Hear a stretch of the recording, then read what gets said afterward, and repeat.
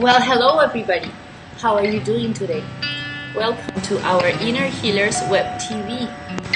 Today we have a very special guest and a very interesting topic. Our month topic is vulnerability, and our very special guest is Lynne Forrest. You already know her. She's an alternative therapist and will talk to us about vulnerability from her standpoint. She has written a book on victimhood, and she will help us today understand a little bit more how vulnerability means in some way dying to our different moments in life, and how surrendering has to do with accepting that these moments are actually giving birth to something else. Hi Lynne, welcome to our show today. Thank you, Luciana. It's nice to see you. Nice to see you too. Yeah, it's great to be able to see ourselves like this. So tell me, what's vulnerability for you? Vulnerability is the ability to surrender into an opening, into an open space, so that I can allow myself to receive that which is abundantly available for us, for each and every one of us. But because of our own defensive patterns and our own belief systems, we close ourselves off from it. And so vulnerability means allowing myself to receive what's here for me to receive. So why do you think people are so afraid to express themselves as vulnerable? I believe that one of the reasons why it's difficult for people to be vulnerable is because they see themselves as wounded. That most of us have in our history somewhere, and any person you ask could probably tell you the times that they were betrayed, used, attacked, abused, something bad happened to them that justified their closing off from the world. And they walk around with their hearts in a box because they're afraid that if they remove the box, then the heart will get mashed one more time. And so they protect themselves because of this past association with what happens to a heart that walks around undefended. So is there a relation between control and vulnerability? Control has to do with the amount of fear on board. The more fear there is, the more we need to control our external world. And control comes from a belief that something outside of us is threatening us. And that therefore we feel at the mercy of it. We feel like we need to protect ourselves from it. And the way we do that very often, well, we do it one of several ways. And again, I think about that victim triangle. We either collapse and go deeper into victim, or we jump up into the rescuer role where we try to control our external world by fixing it, making it better, saving things so that then we can feel safe. If I can fix you, prop you up, make you better, then you're going to treat me better, and that's the line of thinking. Or the other thing we do with control is that we try to persecute. We attack what it is we fear. We threaten, we bully, we try to control through intimidation. And so those are when we're in control, when we are afraid, we automatically move to a place of trying to control our external world through those formats, those formulas. What would you tell people who, whenever they hear the word vulnerability, they say, I don't want to be vulnerable? What would you tell them? I would say, I understand, especially if you believe that being vulnerable means opening yourself up for hurt. Who wouldn't want to not do that?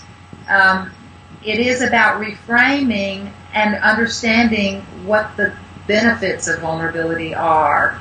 And really, and that comes from understanding that the safe place that we're looking for is within us, not out in the world. I don't need to control the world to be safe. I simply need to tap into what does bring me real safety, and that would be a connection with universal source. What's the role of surrendering in vulnerability?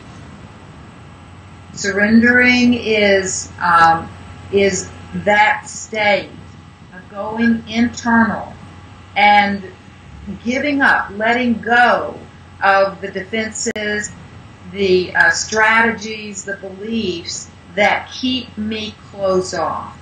Surrendering those, moving into a state of actual physical surrender even, like of the kind that we find through a yoga practice, for instance, or something like that, where we literally physically release and open the heart so that we can again receive the energy from a universal source. What about meditation? Is there a way to allow ourselves to surrender through the practice of meditation? Absolutely. Meditation is a good way of tapping into a surrendered state.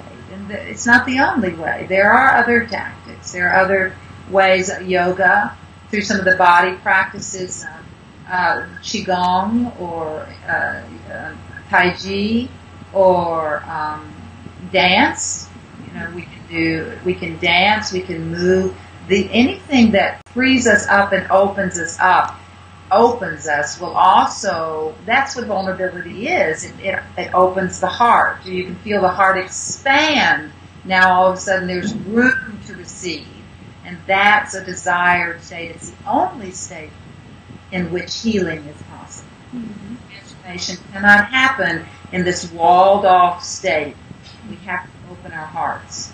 When we were young, we used to be able to open up ourselves more.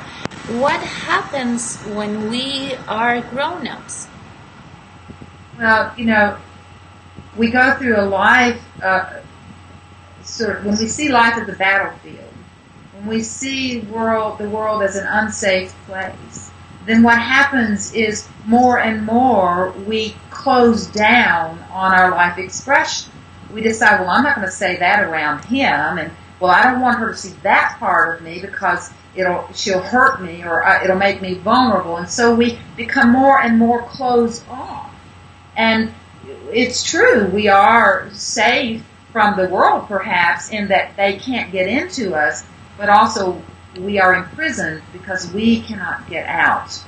And so, and when we are holding the world out, we're also holding universal source out. So we pay a steep price to quote, be safe. In the article that you shared with us, Dying to Live on our Inner Healers blog, you were saying that we actually need to take dying or death as a friend. How come? I love the old sort of the third world indigenous cultures ideas about death, the shamanic view of death, which is described very often as death sitting on the left shoulder as a friend, an advisor, and learning how to have this ongoing conversation, dialogue with our ally, death.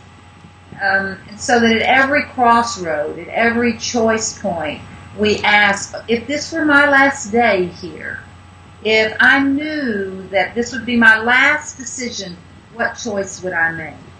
And how much cleaner our lives might be, in fact. How much less procrastination there would be. How much less of well, it doesn't really matter now.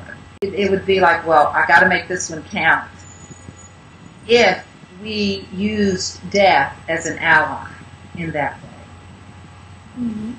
What would you tell people who have recognized in themselves a difficulty to express vulnerability, but they are willing to do so? They just don't know how. I think that the first step to opening to vulnerability is to learn something about what the difference between what is real in us and what is illusion. And very simply put, it's our stories about the world that create fear. It's not the world itself. It's not the things that happen in our lives that prompt us to close down. It's what we tell ourselves about it. And so we begin to learn what the true nature of reality is. And the true nature of reality is that the world is a mirror. It's showing us the beliefs that are standing between us and universal source. We come into a relationship with the world where we understand that there is a universal source that breathes us, that literally supports our life function, that moves us, prompts us, guards and guides us. And when we come into that kind of relationship, then we begin to seek connection with it. And that seeking connection opens and paves the way to a vulnerability that allows us to receive more of that. Mm-hmm. So, any last few words? We're almost out of time. I really want to thank you for being with us today, for sharing your light. Any last words for people that are struggling with expressing their vulnerability? Would you say actually that it has something to do with happiness? Do you think that maybe expressing vulnerability will actually bring happiness to those who have the courage to do it? In correlation to our ability to begin to freely express our being, we find happiness. And vulnerability is that sense of I'm safe to be me. I can release and express who I am in the world. And there's nothing that brings greater happiness than that. So going for it, going for what we love and expressing from a place of love, remembering that we are connected with the universal source and seeking to connect with that and allow that to move through us. These are the keys I've found for vulnerability that leads to happiness. Mm-hmm. And freedom. Freedom's an important word there. It is, yes it is. Thank you, Lynne, very much. And I hope to have you again soon. Bye-bye. Bye-bye.